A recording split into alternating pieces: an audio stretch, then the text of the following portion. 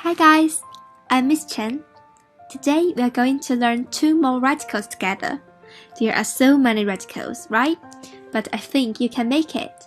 Let's get started. Let's look at the original shape of this radical.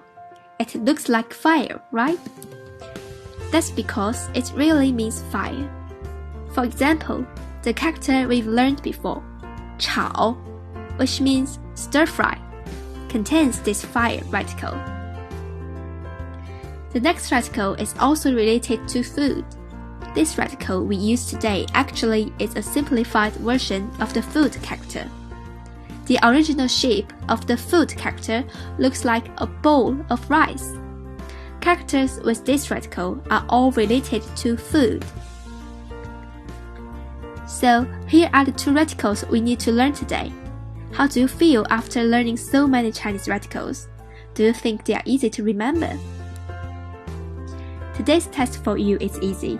You just need to find 3 characters which contain the 2 radicals we learned today and think about why the characters contain these 2 radicals.